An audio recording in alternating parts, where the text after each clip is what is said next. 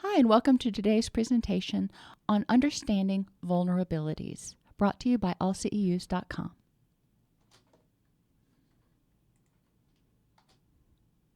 Over the next hour or so, we're going to define vulnerabilities, identify some of the most common vulnerabilities, their effects, and ways to prevent them. Now, this is going to be a real brief overview. Each of these vulnerabilities will have its own presentation in the future. Why do we care? Well, vulnerabilities are situations or things that make it more difficult to deal with life on life's terms, which can cause things like depression, anxiety, or what we call stress. Another thing to understand about vulnerabilities is that they make it easier for you to overreact or get stuck. Think about the last time you were sick and something went wrong. You may have overreacted to it because it was just like, really, I can't do one more thing, or I don't feel like dealing with this right now. So you overreacted to it. Understanding your vulnerabilities and planning accordingly, which means mindful living, can help you a lot in your recovery, because when you're not feeling 100%, you can go easier on yourself and have some compassion. Depression occurs if you feel helpless or hopeless. So if you still keep trying to do stuff, despite having a bunch of vulnerabilities, you may not feel effective at it, or you may not make as much progress as you want, which can lead to feelings of helplessness and hopelessness. Anxiety occurs if you feel powerless or out of control. So maybe you're doing all the right things, or it seems like you are. You're doing everything your therapist tells you to, or your doctor tells you to, or wherever you're getting your information from, but you're not getting any better. Well, let's look at the big picture and see if there are some things that we're missing. Because when you're doing all the right things and it's not having a positive effect, it can lead you to feel powerless, out of control, stressed out that, maybe things aren't ever going to get any better, which I've found to be very rare. Most of the time, when we take a look at the big picture, we can find ways to help make things a little bit better. Addictive behaviors increase when you feel a need to escape because of stress, anxiety, depression, or physical pain.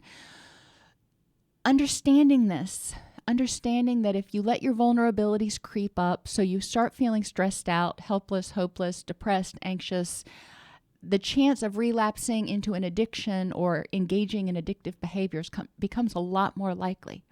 So vulnerabilities is the easy way. It's like during flu season when you get your flu shot, and or, every time you go into the grocery store, you wipe down your buggy with one of those little disinfecting wipes. That's preventing vulnerabilities. You're taking steps to prevent getting bugs that you didn't need to get, so your immune system isn't overwhelmed. So we're going to start with pain just because, we'll start in one place and then we'll move. But a lot of people have pain, and expecting to go through life, to go through every day not feeling any pain is not realistic for anybody.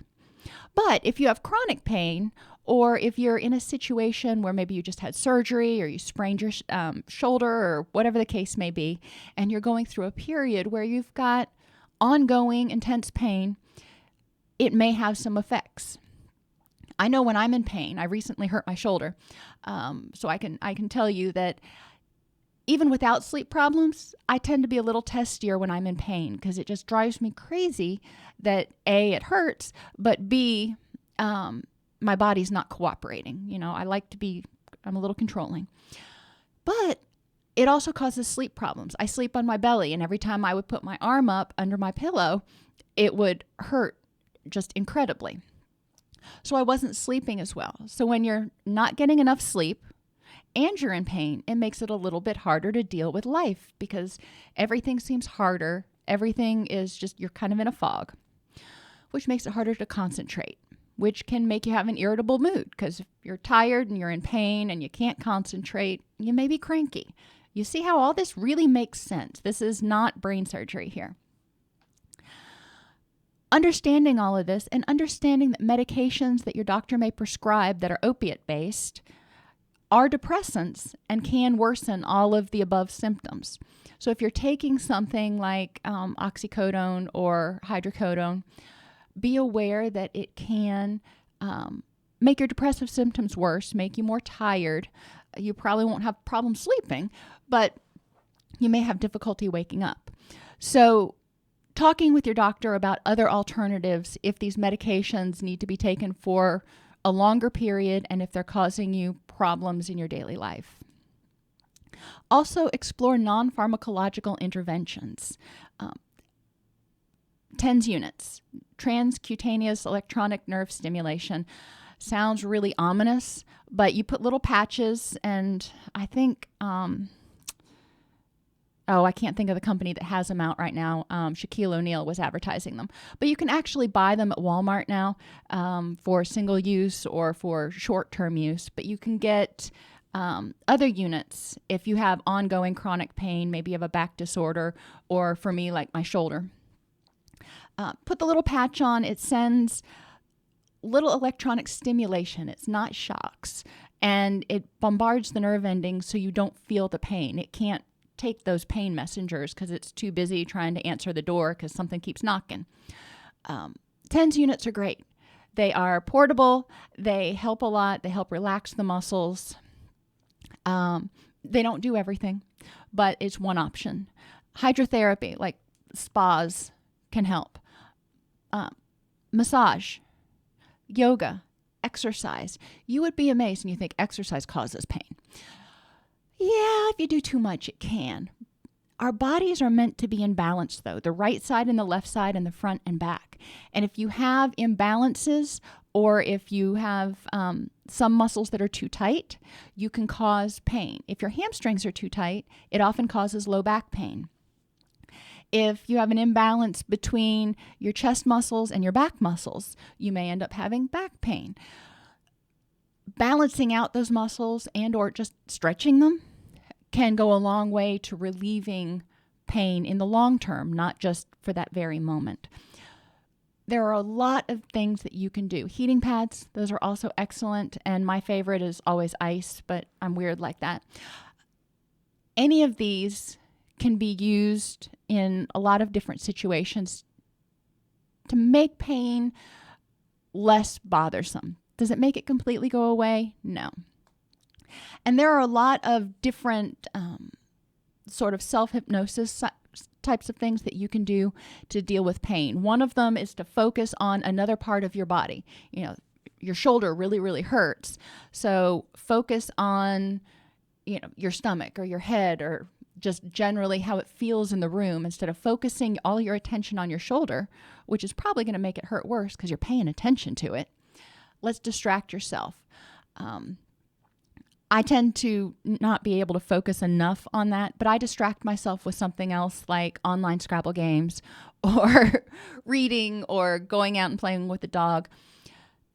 If you're just sitting still, you're more likely to focus on whatever pain is currently bothering you. Poor nutrition. Your body needs building blocks to recover from injury. It needs all those amino acids to fix the muscles that are injured or to repair the tissue or do whatever it needs to do. Your body needs building blocks to keep your immune system strong so you don't get sick. When you're sick, most people are not fun to be around when they're sick because they're cranky and everything else. And it's harder to get everything done when you feel like your head is going to explode. So keep your immune system up. Help your body recover from injury as quickly as possible. And to make the neurotransmitters, those chemicals in your brain that are responsible for reward, pleasant feelings, pain control. Neurotransmitters actually help with pain control. And just generally helping you sleep and function. How can you improve your nutrition? Water. Water is great because it gets a lot of the toxins out of your body. And when you feel dehydrated or when you are dehydrated, you can feel tired, sluggish, foggy-headed, have difficulty concentrating. It may not be a neurochemical imbalance. It may be that you are just way dehydrated. A lot of us are. So try to drink 60 ounces of water per day.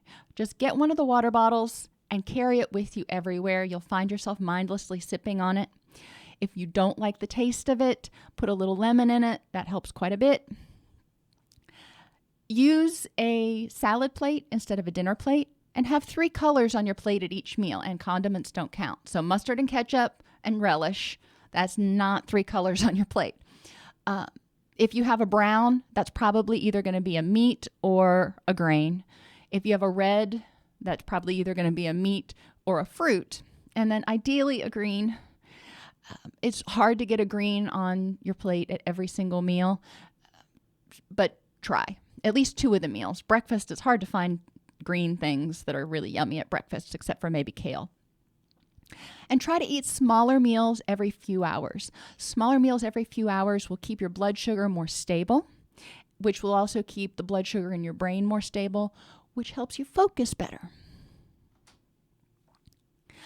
Sleep, one of my favorite topics.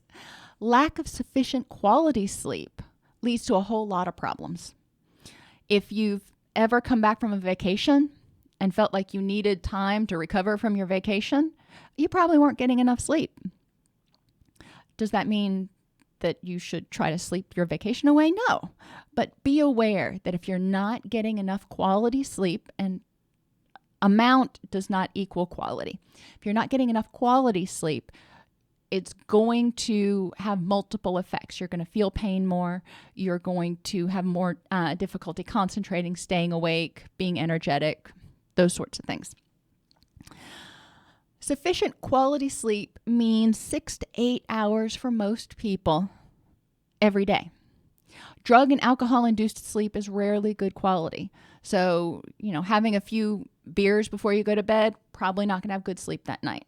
Taking sleep aids generally is not conducive to having good quality sleep. So what do?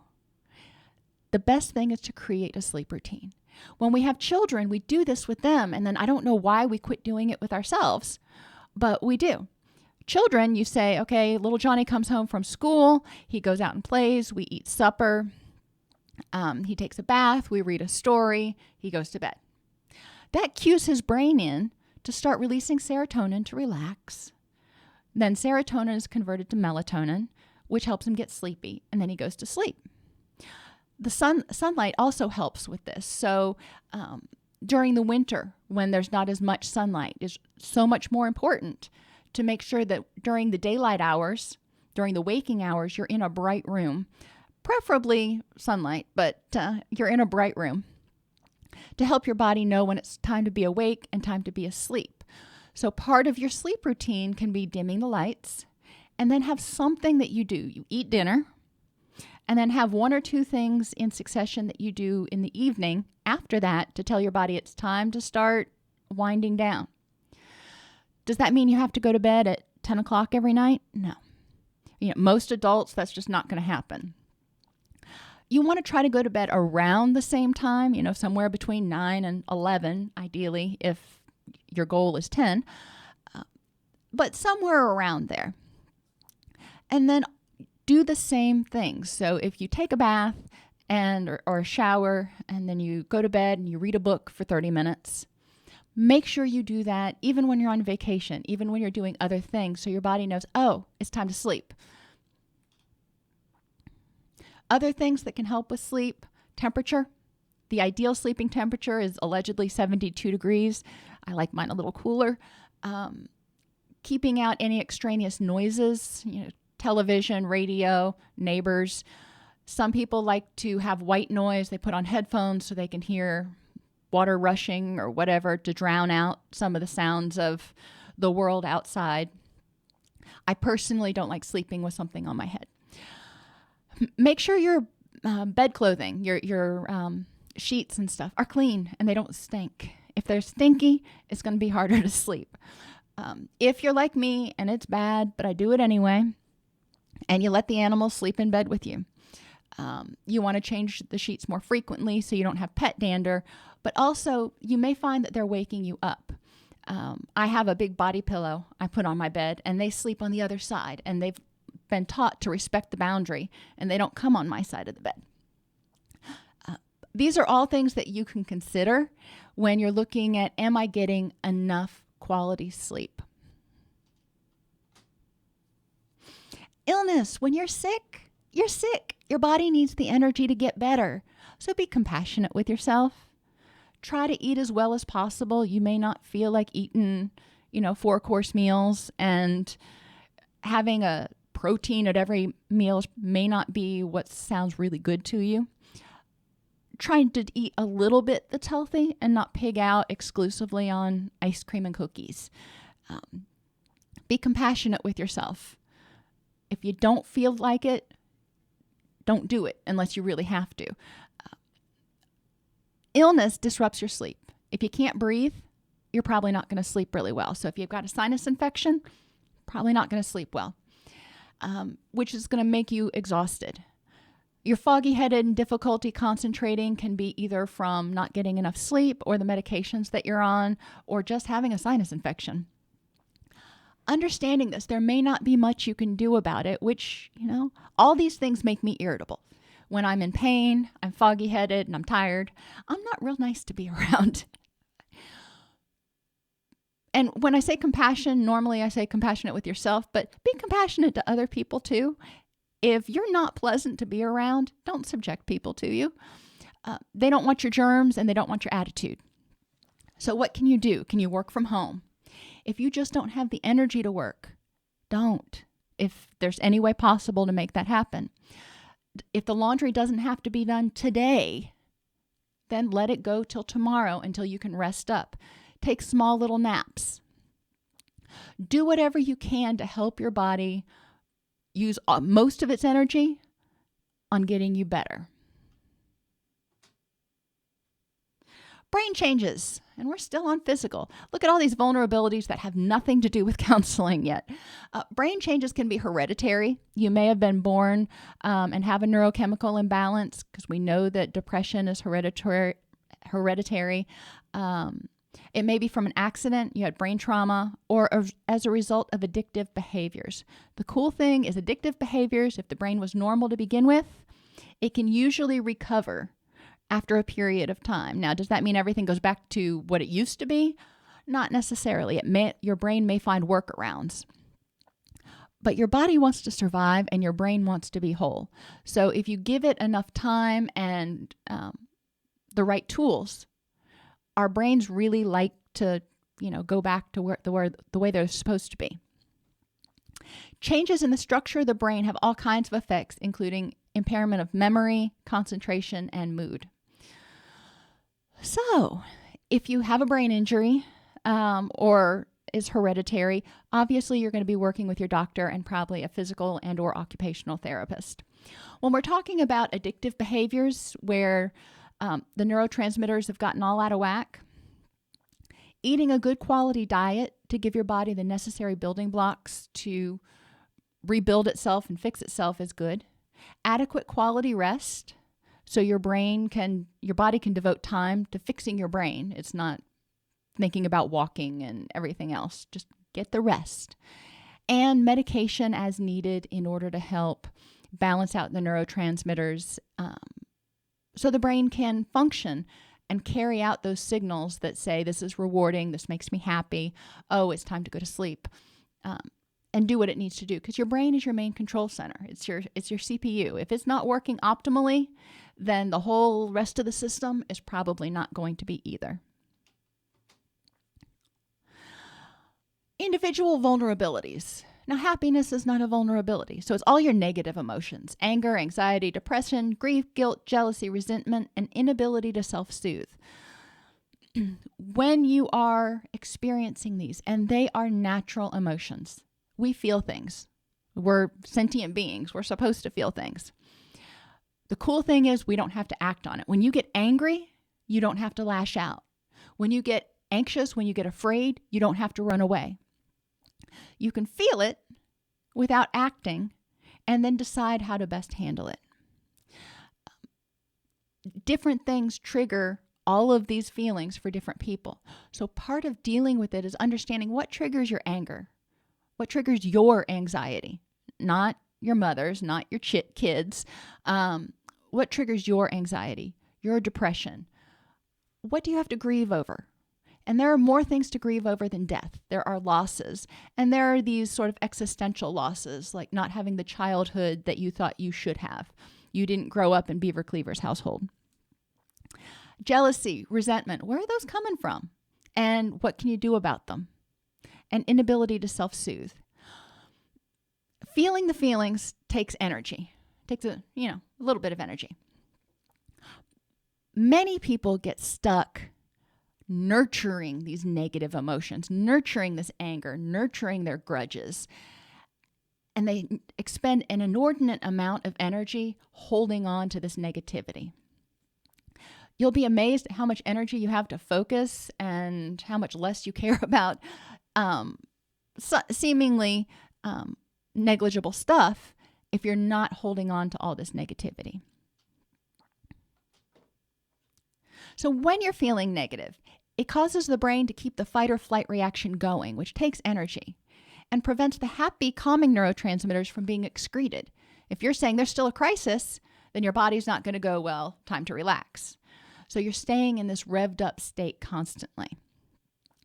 Think about sitting in a car, in the driveway, in park, and having your foot on the gas, and you're just revving that engine as high as it'll go. After a while, the engine block's going to get too hot and it's going to crack. Well, same sort of thing for us. You don't want your engine block to crack. So we need to develop coping skills to deal with these emotions. You may not know everything that triggers your anger, but when you get angry, what helps you calm down?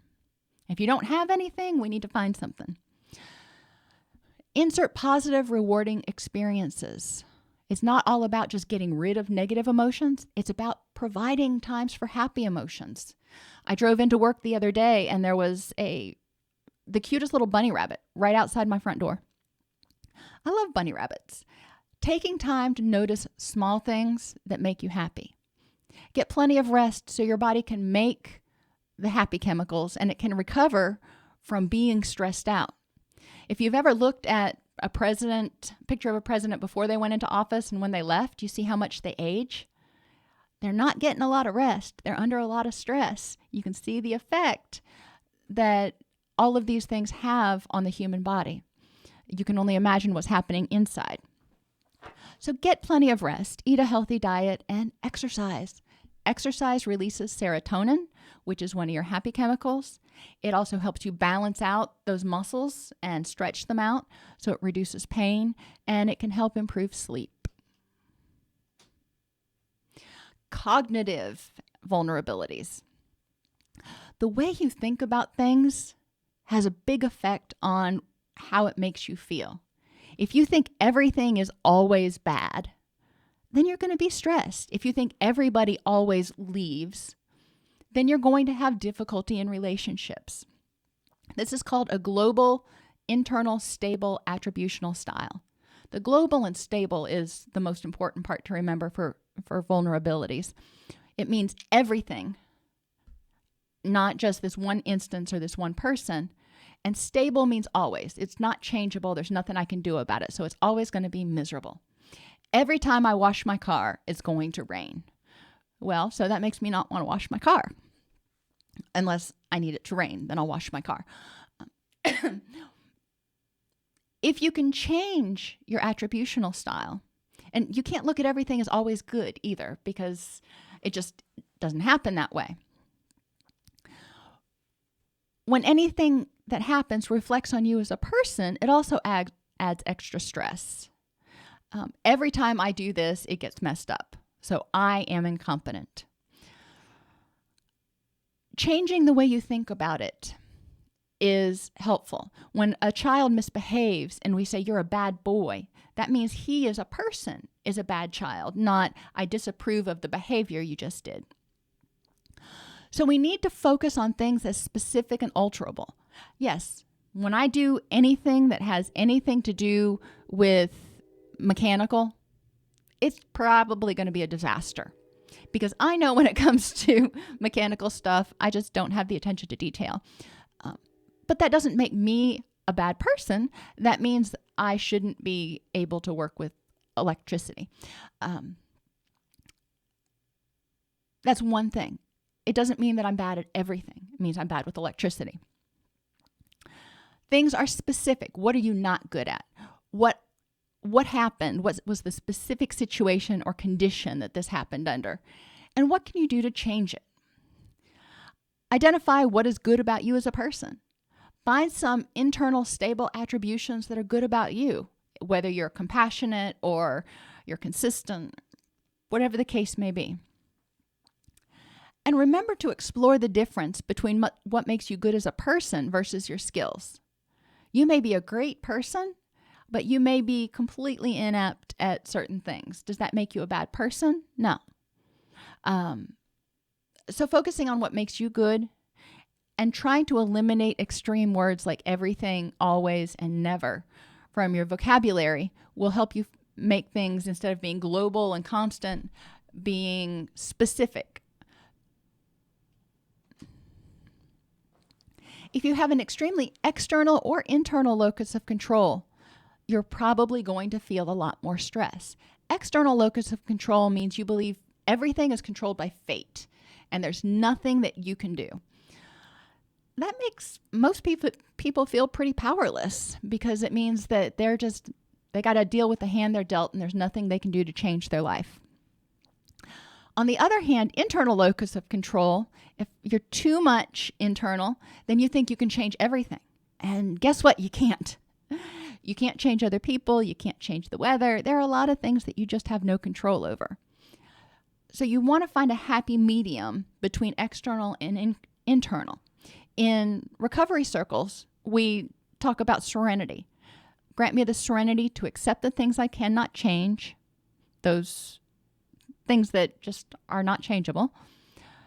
The courage to change the things I can, because I can affect some things in my life, and the wisdom to know the difference. So many of my clients come in to see me, and one of the greatest sources of frustration is the fact that they can't change somebody, or somebody won't change for them. And the fact of the matter is, we can't change other people. We can change how we deal with other people, but we can't change them. They're only going to change when they are good and darn well motivated to.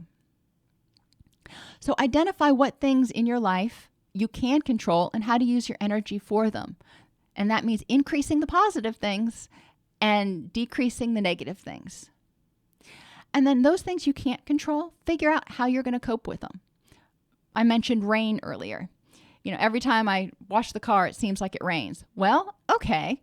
So if we haven't had rain in a while and my garden needs to be watered, maybe I'll go out and wash the car, and worst case scenario, it'll rain and water my garden.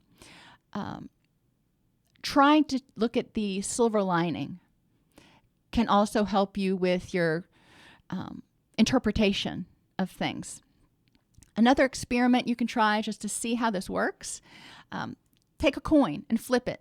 If it lands on heads, you have to act like everything's perfect. You put on rose-colored glasses and you are obnoxiously positive the entire day. Everything, you want to find the silver lining. If it lands on tails, you can be Oscar the Grouch. And everything, the glass is half empty, it is partly cloudy, it is all the negative stuff. And at the end of each day, write a journal about how much energy you spent and how it felt and how exhausted you are or tired, and see if it makes a difference in the way people interact with you and the way you feel at the end of the day. Most of the time, obviously you're exaggerating it. So as you become more midline and really try to look for the positives, most of the time you'll find that you notice a lot more positive things when you're trying to look for the positives. And you notice a lot more negative things when you're trying to look at the negatives. Low self-esteem. Self-esteem is how you feel about who you are compared with who you think you should be. Low self-esteem can cause people to feel helpless or not deserving of love or success. So one of the things you want to do is figure out, make a list of, here's who I think I should be. These are all the reasons who I should be and all the reasons I don't think I'm good enough. And then make another list of all the characteristics of what you are right now. Then compare the two lists and figure out in that ideal you list, which of those are not important. Because some of them may not be important at all, or not worth your energy at this point because you've got other things to replace them. Then decide what to do about it. If you think, for example, that in your ideal self, you are the most patient person in the world. And in your real self, you don't have much patience at all. That's something you can work on. Sure.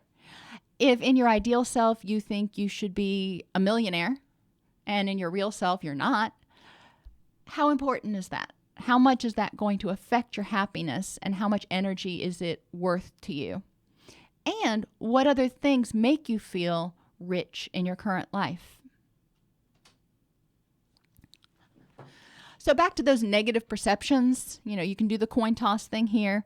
Seeing the world as a negative, depressing, out of control, or scary place makes life a lot more difficult because you see everything as a potential for hurt or distress, so it makes you not want to do anything.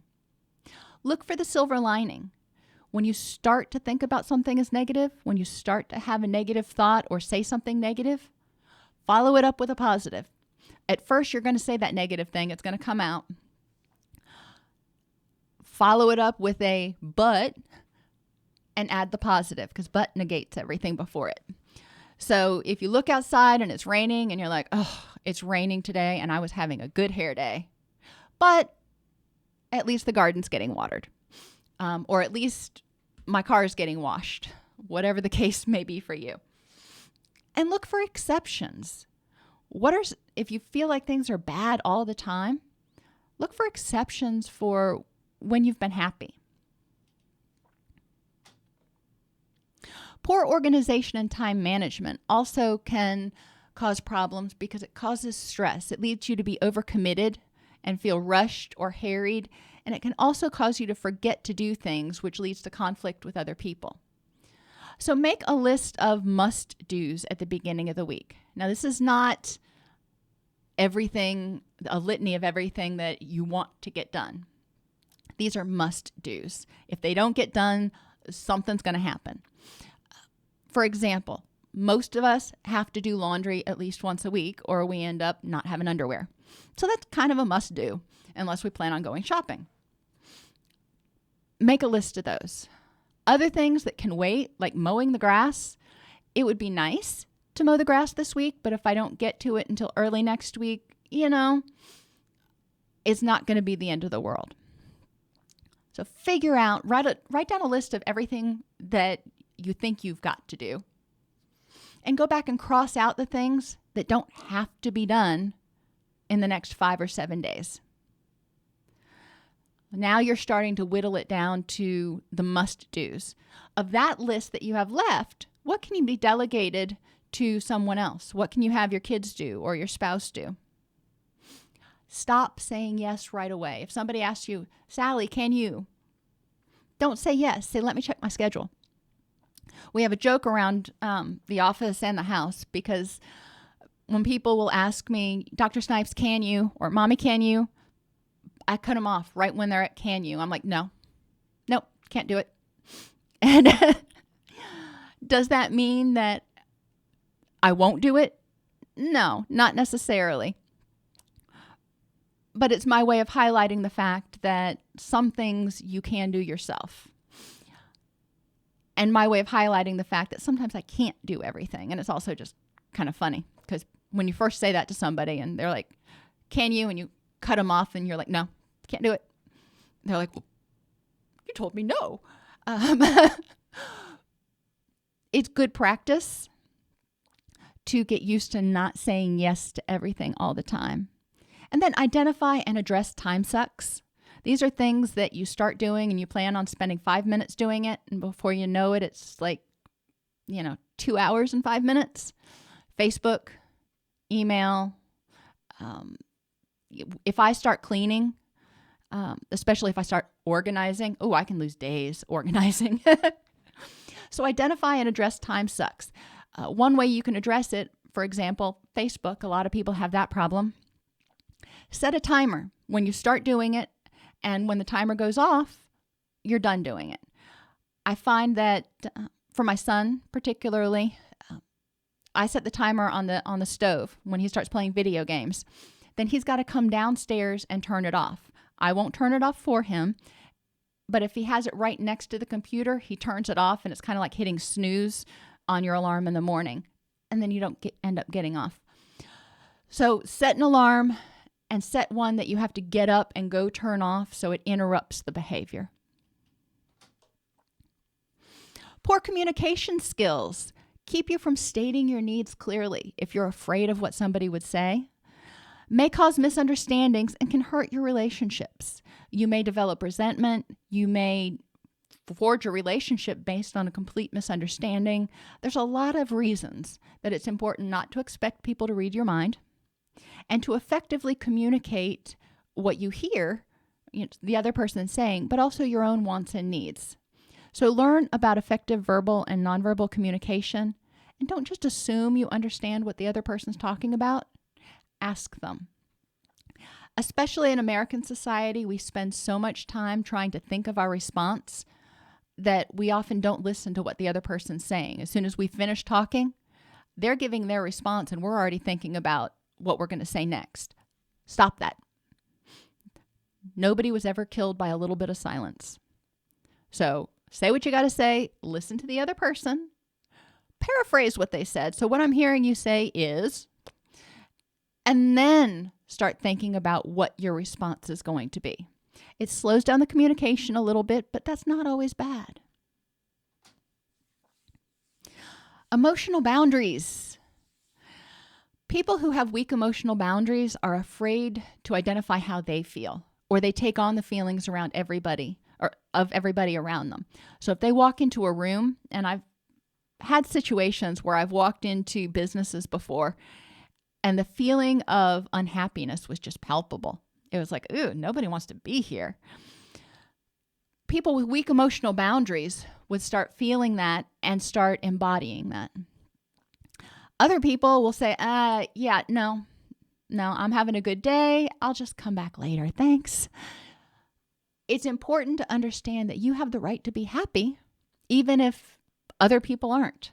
And likewise, if you are sad and everybody's around you is happy, or they tell you, well, buck up, you don't have to.